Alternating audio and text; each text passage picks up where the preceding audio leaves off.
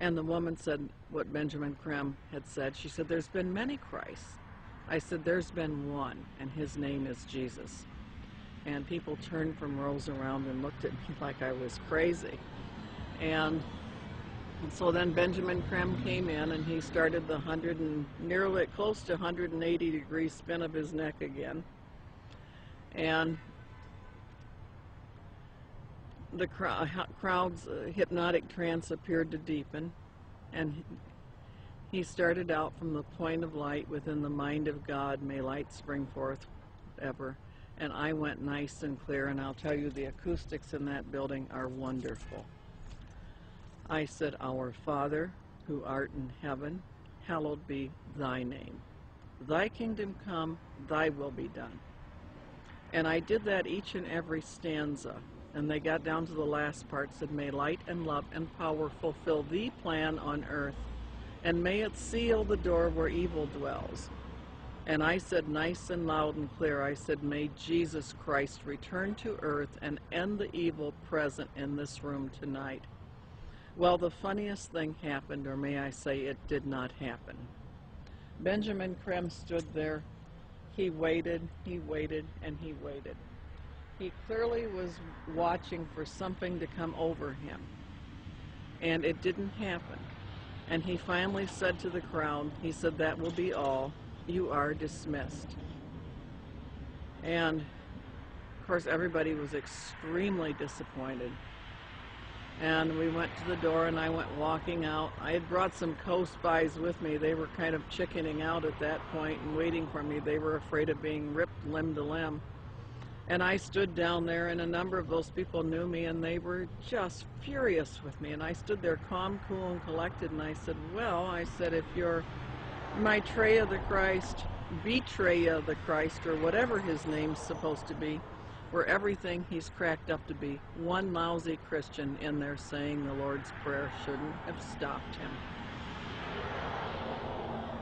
And Benjamin Creme has never come back to Detroit, although that was probably the most successful night financially and crowd-wise that he'd had in the United States. The following is a video taken in Iraq at a Shia Muslim festival. Share International and Benjamin Creme have put out that this is indeed an appearance of Maitreya, the supposed world teacher for the age of Aquarius, one world government.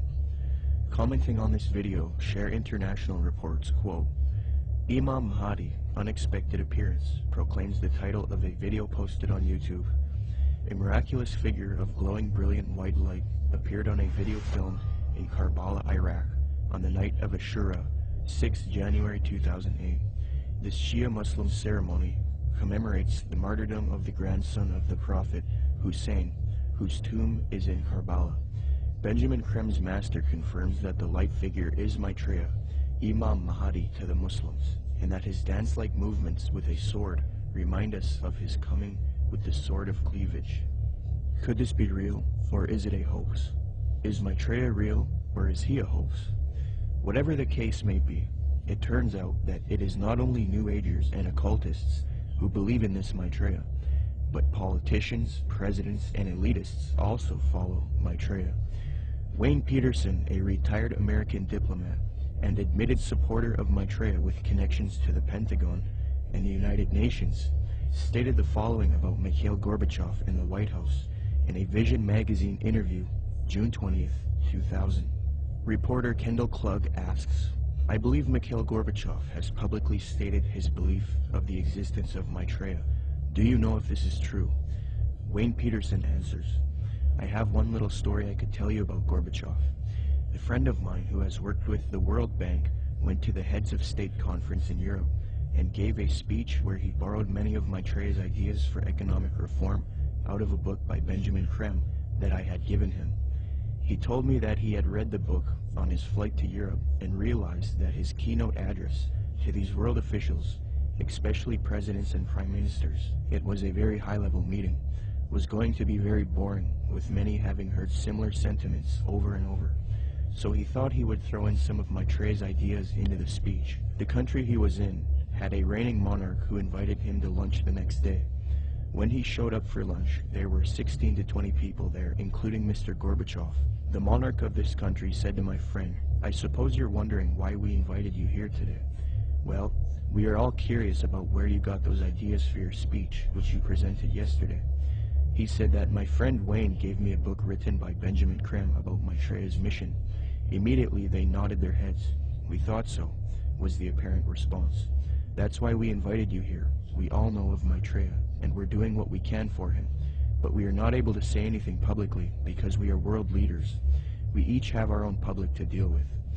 Only one person there stood up and said that they could use his name to legitimize these sightings, and that was Mikhail Gorbachev.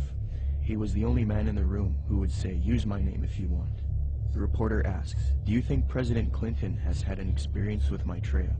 Wayne Peterson: "I don't know if President Clinton has. I believe that former President Bush has.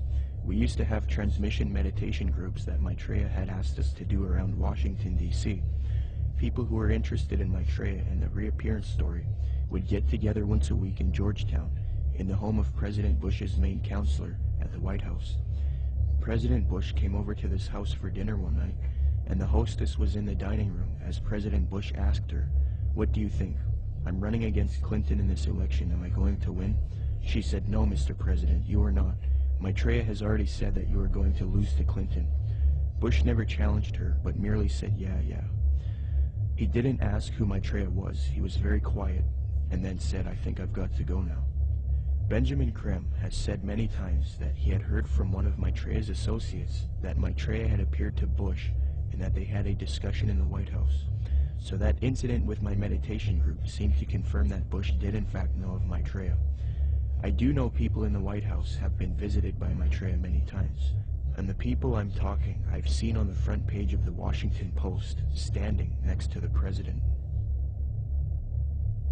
In a December 19, 2008 London Telegraph article, major media organization, Mick Brown praises Maitreya and Benjamin Creme, stating, quote, "This week has come encouraging news for anyone with an interest in signs and wonders, or desperate for a chink of light in the prevailing gloom, which probably means most of us.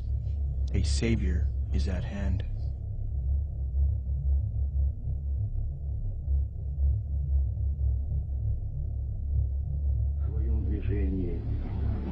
Другом направлении, к новому мировому порядку.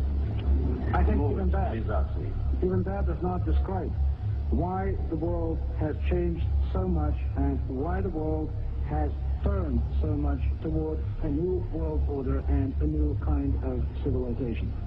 Maitreya is one of the main Theosophy in Maitreya.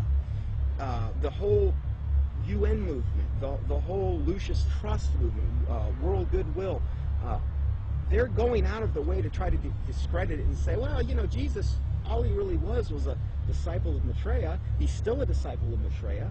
Maitreya is over him, and Jesus, they believe what happened is Jesus heralded in the age of Pisces. Now what we're going to be doing is now we need to herald in the age of Aquarius. This is where the New World Order comes in, and this is what Maitreya is going to bring. So we're going to de-emphasize Jesus, and we're going to move over to Maitreya. Jesus is just a disciple of Maitreya anyway, according to them.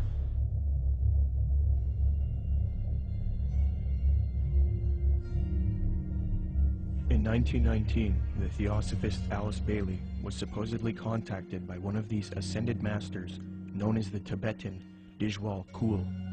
From 1919 to 1949, Bailey would write 24 books, and according to her, she would do automatic writing, a new age way of channeling and letting the force write for you. Bailey would create Lucifer Publishing, which would distribute the works of Helena Blavatsky and the Theosophical Society. She would later change the name to Lucis Trust because Lucifer Publishing was too controversial. Lucis Trust evolved into a large New Age organization, and it is still active today. Lucis Trust is also directly associated with the United Nations. According to the United Nations International Geneva Yearbook 2009, quote, "The Lucis Trust is recognized by the United Nations as a non-governmental organization and is represented at regular briefing sessions at UN headquarters. The Lucis Trust is on the roster of the United Nations Economic and Social Council." Thus, Theosophy and the New Age are now fused into the United Nations, which gives a medium for the New Age agenda to unfold. The aim of corrupt organizations like Lucis Trust and the UN is to create a one-world government, New World Order, which is in accord with the supposed Age of Aquarius.